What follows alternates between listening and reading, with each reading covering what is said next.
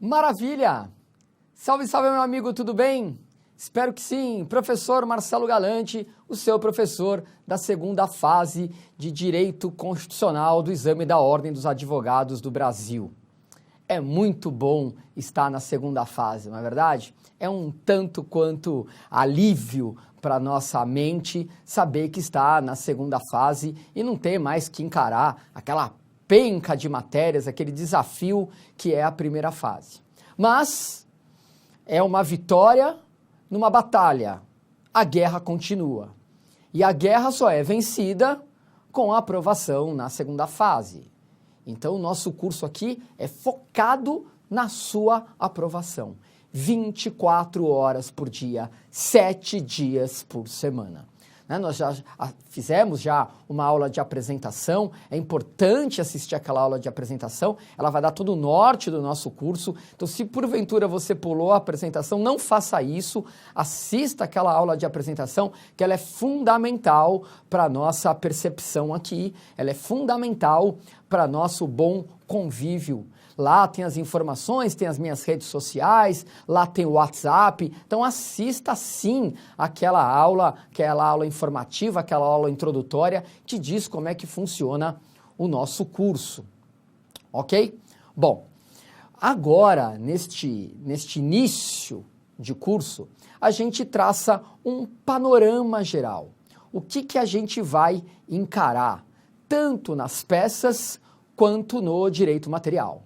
A gente já explicou como é que funciona a prova no bloco de apresentação.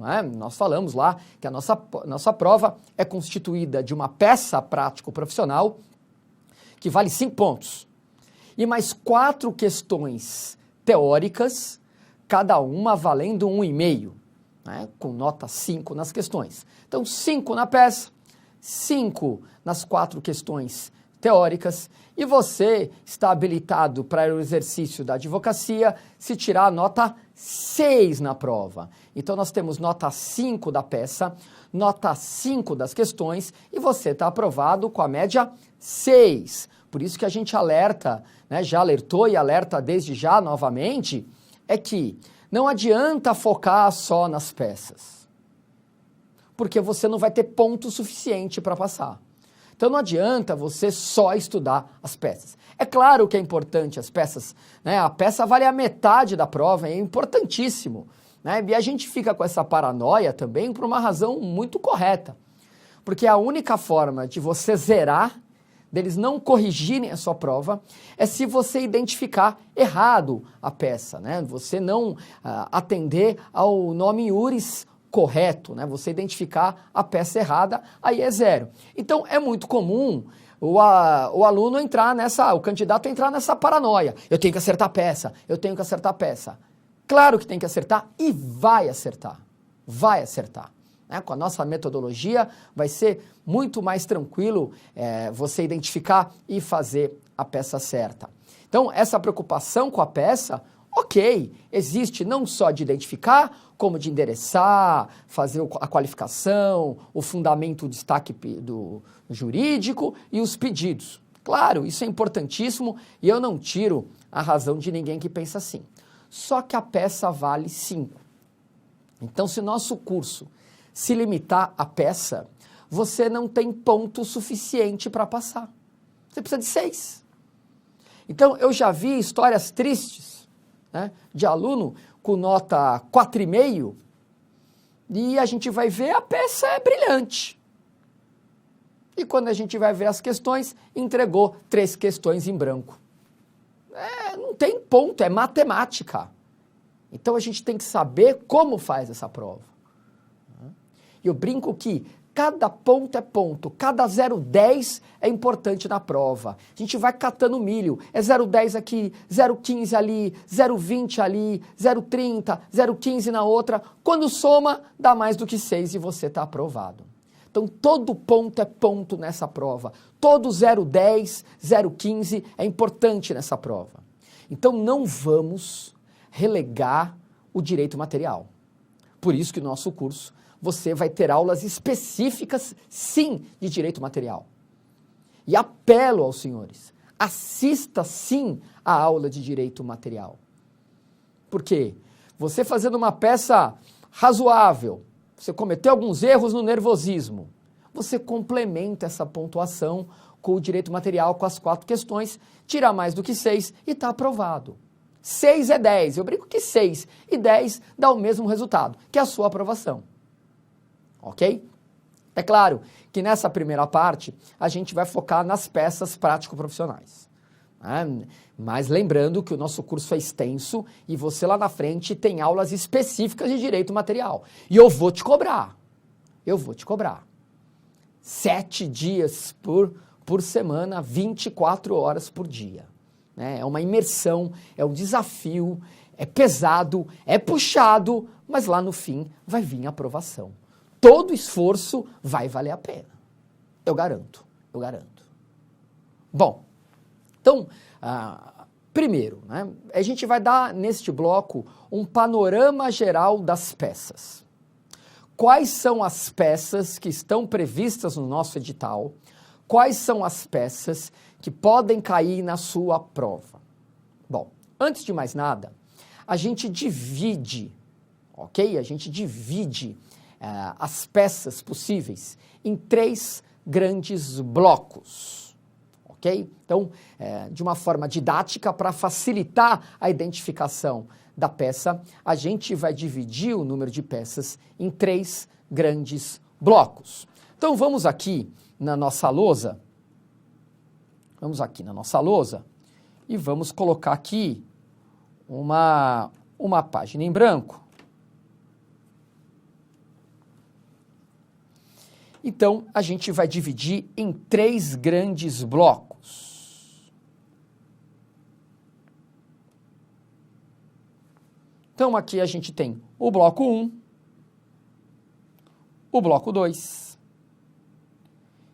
e o bloco 3 das peças. No bloco 1, nós temos as garantias constitucionais.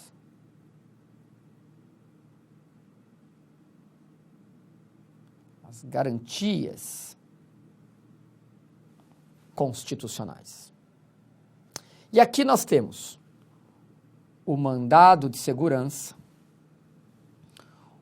o mandado de segurança coletivo, o habeas data, o habeas corpus, o mandado de injunção e também o mandado de injunção coletivo. Nós temos a ação popular. Nós temos a ação civil pública. Então, nós temos aqui o mandado de segurança, o mandado de segurança coletivo, o habeas data, o habeas corpus, o mandado de injunção, o mandado de injunção coletivo, a ação popular e a ação civil pública.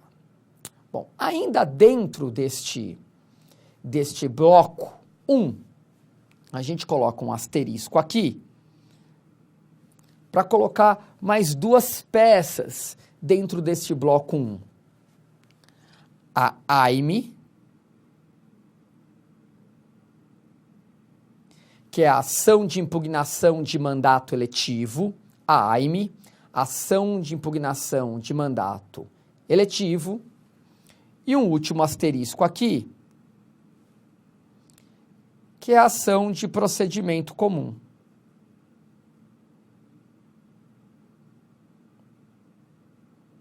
Ação de procedimento comum. Mandado de segurança coletivo, o habeas data, o habeas corpus, o mandado de injunção, o mandado de injunção coletivo, a ação popular, a ação civil pública, ação de impugnação de mandato eletivo e ação de procedimento comum. Muito bem. Ao longo do curso, vem para mim aqui, ao longo do curso, a gente vai ver todas essas peças. Mas, já para trazer um panorama geral, e a sua adrenalina a baixar. Vamos ver um panorama geral dessas peças, né? Um resumo geral dessas peças. Reitero, a gente vai ver cada uma delas individualmente, a exaustão, com o modelo de peça, com o problema que caiu no exame de ordem, a resolução do problema. Então fique tranquilo que a gente vai ver isso à exaustão, tranquilidade, tá? Mas aqui eu já adianto algumas ideias. Olha aqui na lousa que interessante. O mandato de segurança é uma garantia constitucional prevista na Constituição, no artigo 5º, 69 da Constituição. Artigo 5º, 69, regulamentado pela Lei 12.016/09, como estudaremos já já. Artigo 5º, 69 e Lei 12.016/09. E o mandato de segurança, ele tutela o direito líquido e certo. Direito líquido e certo.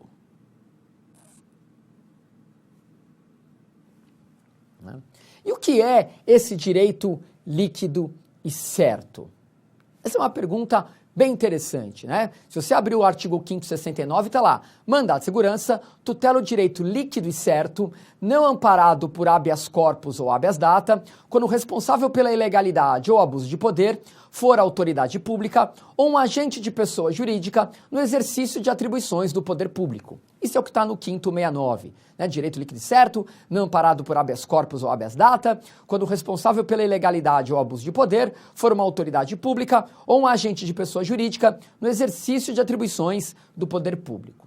Bom, o que é este direito líquido e certo?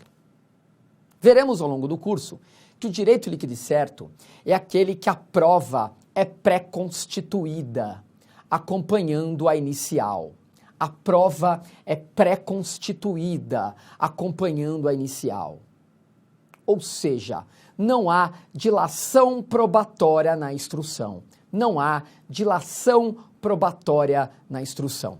Sabe quando você está lá na faculdade e você tem que entregar na sessão de estágio uma peça lá para ganhar o ponto, e você pega o modelo e lá no último parágrafo está escrito assim: pretende-se provar o alegado por todos os meios de prova admitido em direito, em especial, oitiva de testemunha, depoimento pessoal de parte, juntada de documento e todas as provas possíveis e imagináveis da face da terra. Não é assim que a gente põe na petição? Pois é, no mandato de segurança, a gente vai arrancar este parágrafo, porque eu não pretendo provar o alegado durante a instrução. Eu já comprovo no momento da impetração.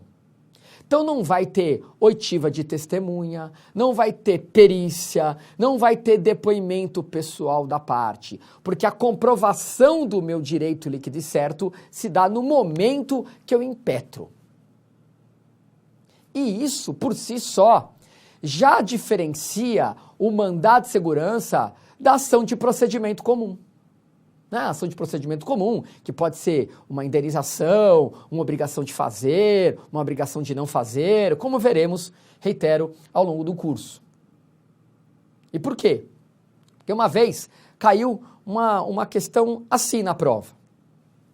Um rapaz, fulano de tal, estava passando muito mal e procurou um hospital público municipal.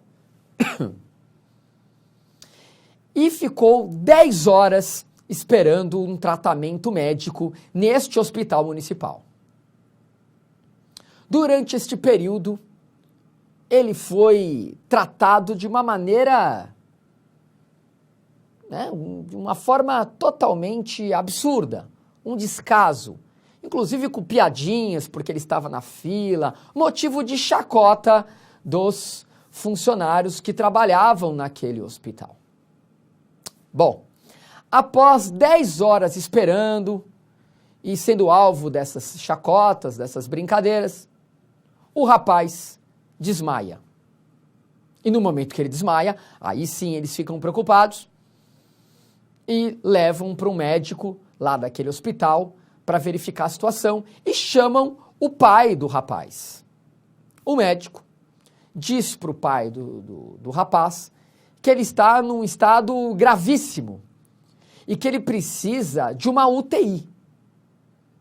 E aquele hospital não tem uma CTI, não tem uma unidade de tratamento intensivo, não tem uma UTI. E aquele rapaz tem que ser removido para um hospital que tenha UTI imediatamente, senão ele vai morrer.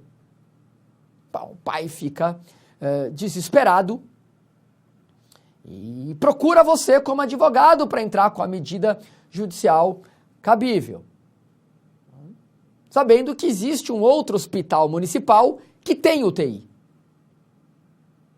Então, o pai te procura, né, como representante do verdadeiro cliente, que é o filho. Então, o pai vai representá-lo, porque o filho está sem os seus sentidos, sem sua plena capacidade. Então, o pai te procura para você propor a medida judicial cabível. Mas o problema dizia, não só o pai quer que interne o seu filho, bem como que na mesma ação, veja só, haja um pedido de indenização por dano moral pela forma vexatória que seu filho foi tratado naquele primeiro hospital municipal. O problema é dizer isso de forma expressa. O seu pedido não se limitaria apenas à internação.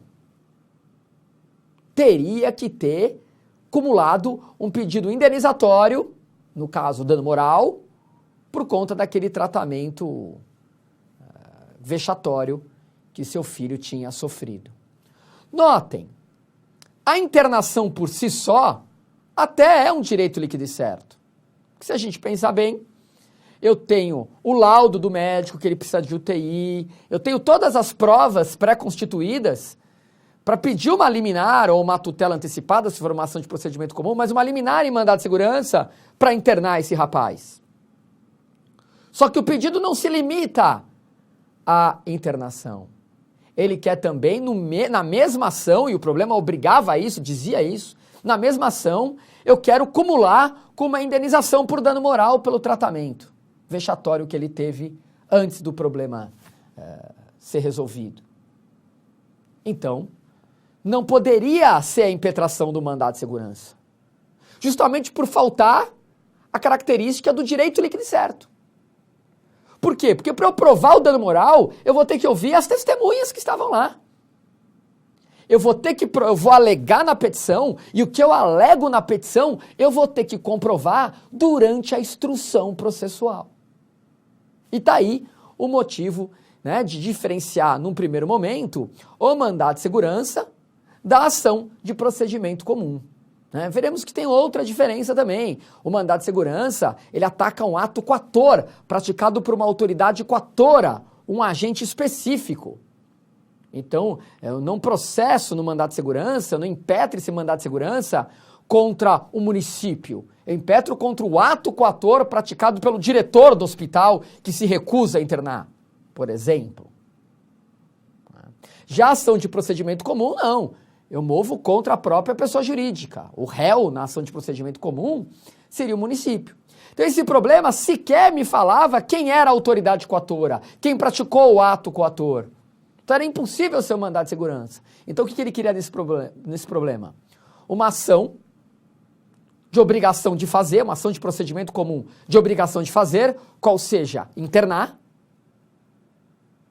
cumulada com pedido de indenização por dano moral, com pedido de tutela antecipada. Qual é a tutela antecipada? A internação. Não vou esperar até o final do processo.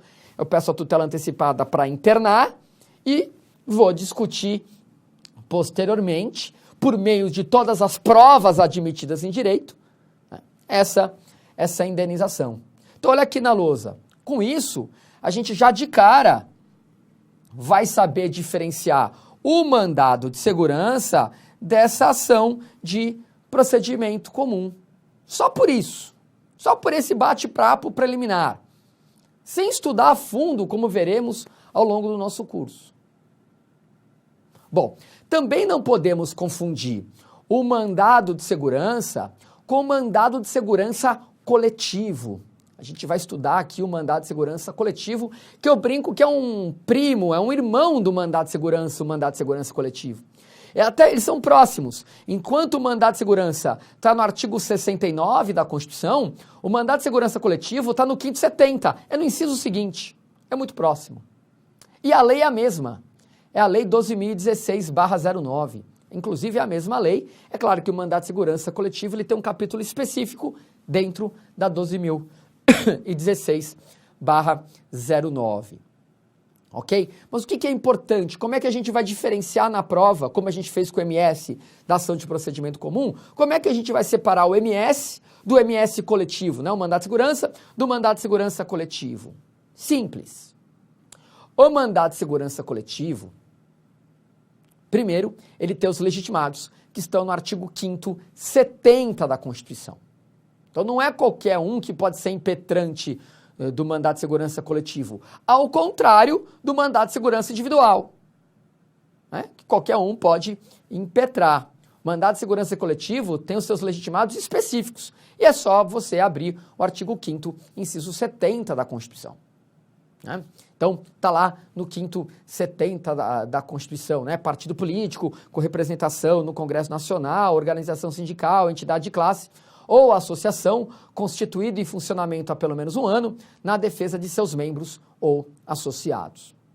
Então vamos imaginar a seguinte situação. Existe uma associação, né, em que tem inúmeros associados.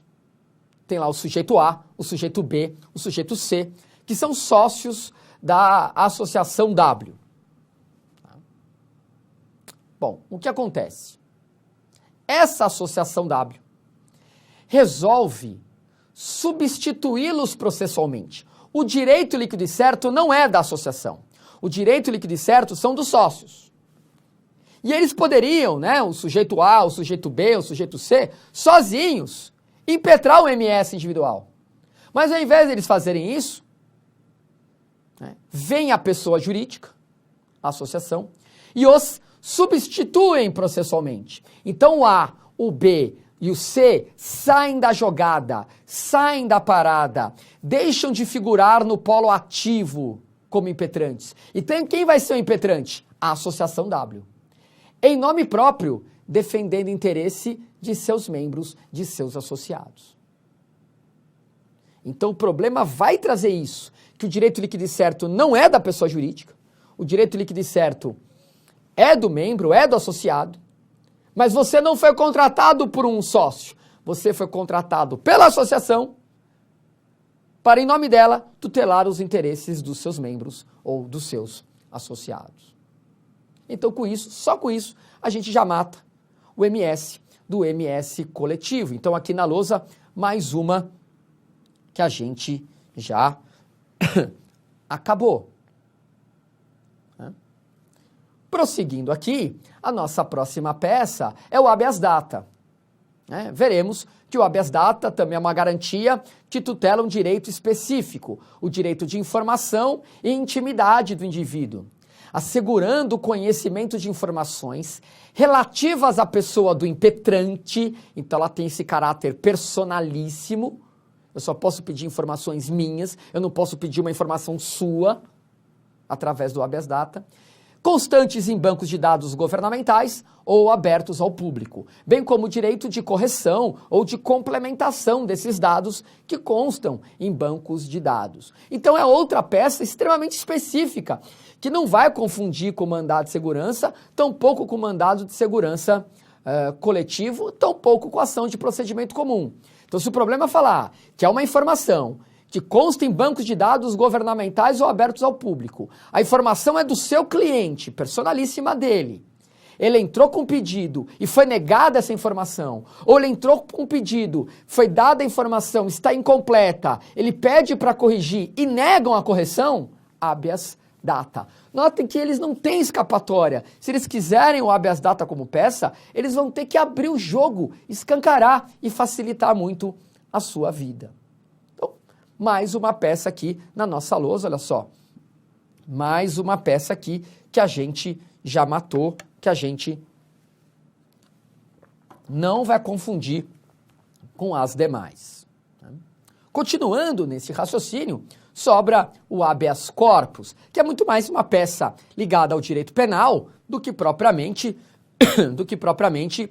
do direito constitucional. Mas é uma garantia constitucional, está no artigo 5º, 68 da Constituição, então a gente tem que sim se preocupar com ela. E o habeas corpus tutela o direito de ir e vir, a liberdade de locomoção. Então, quando a pessoa, né, tem o seu direito de ir e vir violado, então está intimamente ligado ao direito de locomoção da pessoa, ela vai impetrar um habeas corpus. Nota que não dá para confundir o habeas corpus com o mandado de segurança, e nem com o habeas data.